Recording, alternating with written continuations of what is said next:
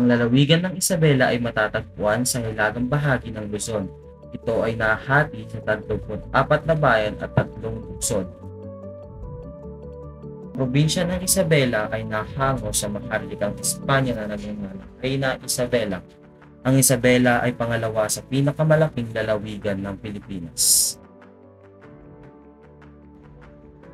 Ang formal na kasaysayan ng munisipalidad ay nagsimula noong Pebrero 11, 1953 nang iproklama ni Pangulong Elpidio Quirino ang lugar bilang isang settlement project sa bisa ng Proklamasyon No. 368 na lumilikha ng Economic Development Corp or mas kilala sa tawag na EDCOR.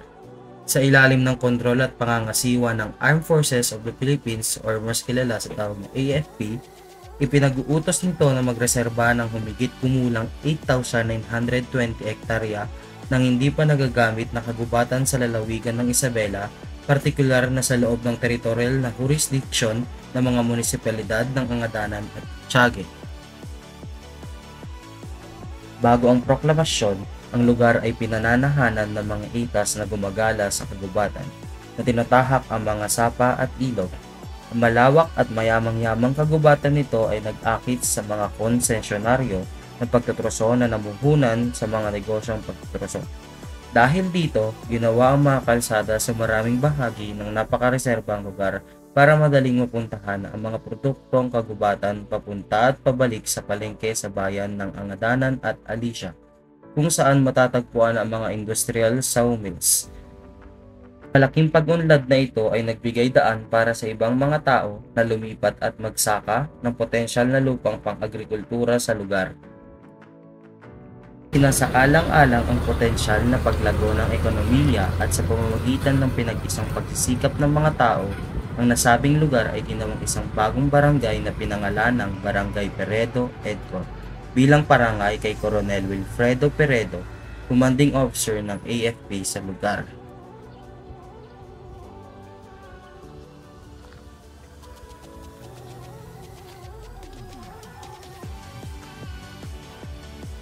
Noong 1954, nilikha ang National Resettlement and Rehabilitation Administration o mas kilala sa tawag na NARA sa bisa ng RA No. 1160 na pumapalit sa pangangasiwa ng reserbasyon at ng Economic Development Corp at ang mga sibilyang walang lupa na kinuha mula sa iba't ibang rehiyon ng bansa.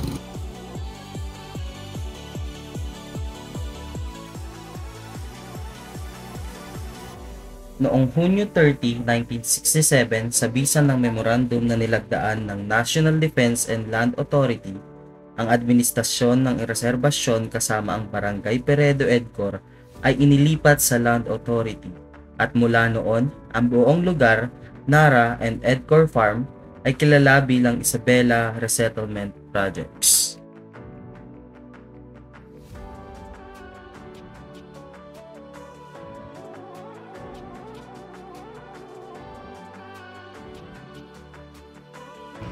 Noong Hunyo 17, 1967, nilikha ang munisipalidad ng San Guillermo, lalawigan ng Isabela sa bisa ng RA 4906 na itinataguyod ni Congressman Melanio T. Singson, kinatawan ng Isabela.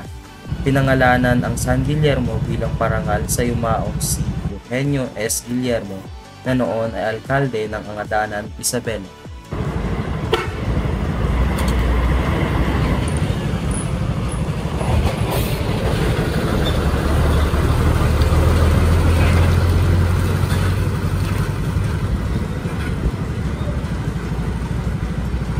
Bilang sa mga barangay na kinuha mula sa munisipalidad ng Angadanan ay Anonang, Colorado, Dalawagan, Dipacamo, Peredo EDCOR, Guam, Nacar, Palawan, Progreso, San Francisco Norte, San Mariano Norte, San Mariano Sur, Villaros, Villa Sanchez, Villa Teresita. Ang mga sumusunod ay ang mga barangay na kinuha mula sa munisipalidad ng Tiague, Aringay, Dengading, San Francisco Sur at Sinalugan. Nang maglaon, dahil sa kapansin-pansing pagtaas ng bilang ng migrasyon ng populasyon at ang potensyal na paglago ng ekonomiya ng munisipalidad, Ang mga karagdagang barangay ay nilikha sa panahon ng panunungkulan ni Mayor Alvaro T. Pilar. Ang mga sumusunod ay ang mga pangalan ng mga barangay na naidagdag sa panahon na ito: Burgos, Jetban, Estrella, Rizal, San Rafael, at Villaremedios. Kasunod nito ang Barangay Peredo Edcor ay hinati sa dalawang barangay na ang Sentro 1 at Sentro 2 na ngayon ay poblasyon at opisyal na upuan ng pamahalaang bayan ng San Guillermo.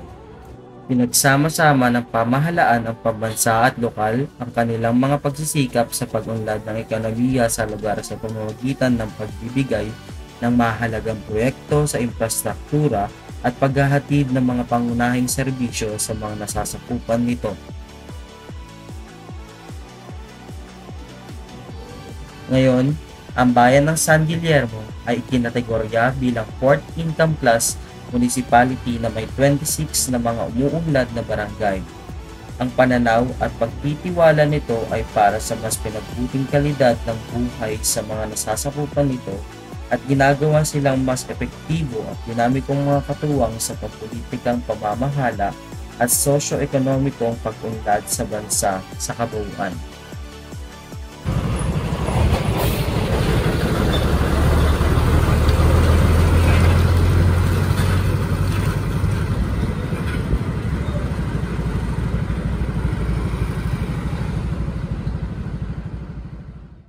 Kasabay sa pagtatatag ng San Guillermo, ito ang mga infrastrukturang naitayo rin sa taong 1967. Ito ang itsura ng Katoliko nung una itong may patayo.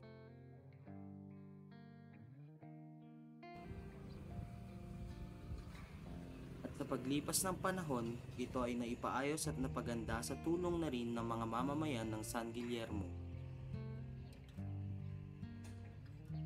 Ito ang Southern Isabela Academy na naitayo rin sa taong 1967. Ito naman ang Coliseum na naitayo rin sa taong 1967 na kung saan nagaganap ang iba't ibang okasyon ng bayan.